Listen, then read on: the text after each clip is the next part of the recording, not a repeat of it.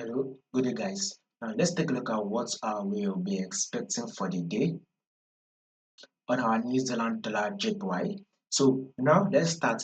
To those of you that are yet to subscribe, be it you are new and you've not yet subscribed, make sure you do what to click on the subscribe button. Make sure you like, share, make your comments, and also, guys, follow the Telegram. I will put the link to the Telegram in the comment section. So in order for you not to miss out on any updates, you need to click on that subscribe button, like, share. Now, if you take a look at this New Zealand dollar JPY, we can clearly see that we are in an uptrend move. I did this analysis for you guys previously, right? I told you guys that New Zealand dollar JPY is actually going to be giving us a bullish move.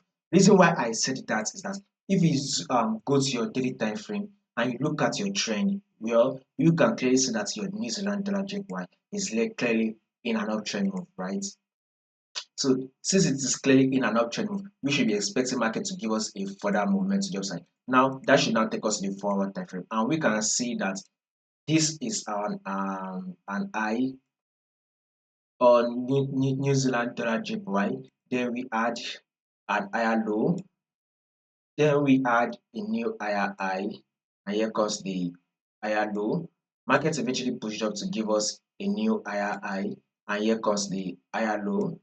So markets eventually pushed up to give a new higher high, and here comes the higher low. So markets eventually push up again to form a new higher high, right? So market has now pushed up to form a new higher high. So right now on our 1 hour time frame, we are expecting market to give us an higher low before we go ahead and take the buy, which will form a new higher high. So this movement is for day traders, right? So day traders, expect your pullback on your New Zealand dollar JPY probably to a level of 91 or 90. I think probably 90 should be fine, right? Between a level of 91.000 or to a level of we should be probably to a level of 90, right?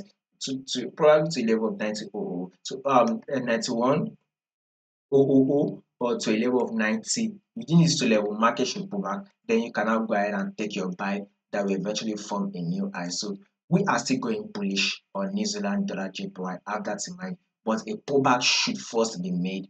If you are a swing trader, right, or you're a position trader and you tend to hold your position for a long time, you can go ahead and hop in on the buy. But if you're a day trader, it will be best and smart to actually wait for your pullback. Then you can go ahead and take your buy that will eventually push up to form a new high.